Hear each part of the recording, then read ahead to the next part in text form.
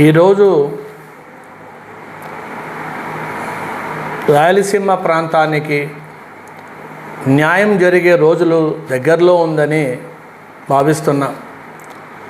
ఆంధ్రప్రదేశ్కు రాష్ట్ర రాజధాని ఏది అనే ప్రశ్న మొన్నటి వరకు ఉండింది.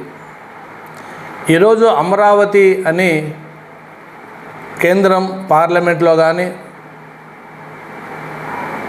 జరిగిపోయింది. సంతోషం. మా వల్లనే కేంద్రం రాజధాని ఇచ్చిందని ప్రభుత్వం చెప్తా ఉంది. సంతోషం. అభివృద్ధి జరగాలి, నిరుద్యోగులకు ఉద్యోగాలు ఉపాధి దొరకాలి, ఆ ప్రాంత అభివృద్ధి జరగాలి. బీజేపీ మద్దతు ఇస్తోంది రాష్ట్ర అభివృద్ధికి అని నేతలు చెప్తున్నారు. బాగానే ఉంది. మరి రాయలసీమ ప్రాంత అభివృద్ధికై, వెనుకబడిన ప్రాంతాల అభివృద్ధికి కేంద్రం ప్రత్యేక ప్యాకేజు ఇస్తామని ఆనాడు ప్రకటన చేశారు. కేవలం కొద్ది నెలలకే మళ్ళీ అది నిలిపివేశారు. ప్యాకేజ్ నిధులు ఇస్తామని. దీనిపై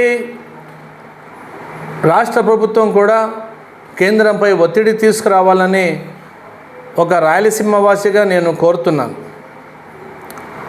ప్రత్యేక ప్యాకేజ్ ఇవ్వాల్సిన అవసరం ఎంతైనా ఉంది.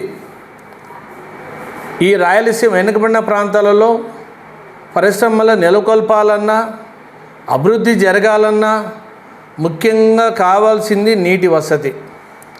ఏ ప్రాంతంలోనైనా నీటి వసతి ఉంటేనే పరిశ్రమల స్థాపనకు ఉపయోగకరంగా ఉంటుంది, ఉద్యోగ ఉపాధి అవకాశం దొరుకుతుంది. మళ్ళీ రాయలసీమ ప్రాంతానికి అభివృద్ధి కోసం ప్రధానంగా పెండింగ్లో ఉన్న సాగునీటి ప్రాజెక్టులను పూర్తి చేయడం ఎంతో అవసరం కూడా. రైతులను సమృద్ధిగా నీటిని అందిస్తేనే వ్యవసాయం బలపడుతుంది. తాగునీటి సమస్యను పరిష్కరించడం కూడా కీలకం. అనేక గ్రామాలు ఇప్పటికీ శుద్ధమైన తాగునీటికి దూరంగా ఉన్నాయి. ఇది కేవలం అభివృద్ధి సమస్య మాత్రమే కాదు, ప్రజల ఆరోగ్యానికి సంబంధించిన విషయం భావించాలి. ఇక పరిశ్రమల స్థాపన, మౌలిక వసతులు, అభివృద్ధి, విద్య మరియు వైద్య రంగాల బలోపేతం వంటి అంశాలపై కూడా ప్రత్యేక దృష్టి సారించాలని నేను కోరుతున్నా. రాయలసీమలో పెట్టుబడులు పెరిగితే యువతకు ఉపాధి అవకాశాలు దొరుకుతాయి, మెరుగుపడుతుంది, ప్రాంత అసమానతలు కూడా తగ్గుతాయి. మరి ప్రత్యేక ప్యాకేజ్ అమలు విషయంలో కేంద్ర ప్రభుత్వం స్పష్టమైన కార్యాచరణ ప్రణాళికను ప్రకటించాలని నేను కోరుతున్నా. ఇచ్చిన హామీలను నిలబెట్టుకోవాలని, ప్రభుత్వ నైతిక బాధ్యతల ప్రజల విశ్వాసాన్ని నిలబెట్టుకోవాలంటే మాటలు కాదు చేతలు చూపించాలని, కార్యాచరణలో అమలు కావాలని నేను కోరుతున్నా. రాయలసీమ అభివృద్ధికి కేవలం ఒక ప్రాంతానికి సంబంధించిన అంశం కాదు ఇది. అది మొత్తం రాష్ట్ర సమగ్రాభివృద్ధికి పునాది. అందువల్ల కేంద్రం వెంటనే స్పందించి ప్రత్యేక ప్యాకేజ్ ప్రకటించాలని నేను కోరుకుంటున్నా. దీనిపై రాష్ట్ర ముఖ్యమంత్రి గారికి, ప్రధాని మోడీ గారికి నేను 2-3 రోజుల్లో లేఖలు పంపిస్తున్నా.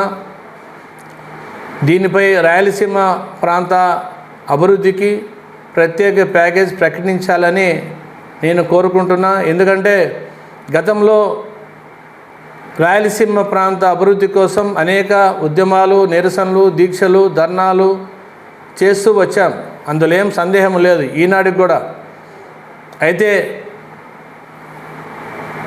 ప్రభుత్వాలు మారినప్పుడల్లా ఒక ఆర్థిక సమస్యలు, అనుకోని పరిస్థితుల కారణంగా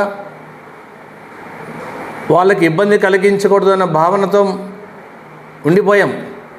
కానీ ఈ విభజన తర్వాత అట్లా తెలంగాణ ప్రాంతం నుంచి రావాల్సిన వాటా ఇంకా రావాలి.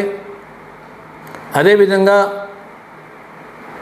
జీవనాడి అయిన గుండ్రేవుల ప్రాజెక్టును చేపట్టాలని నేను ప్రభుత్వాన్ని కోరుతున్నా. ఇది ఆషామాషిగా తీసుకోకండి. ఆ రోజు శంకుస్థాపన చేసింది మీరే.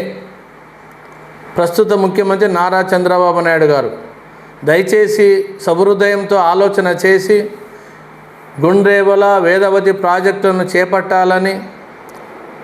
కాలం గడిసిపోతున్నది.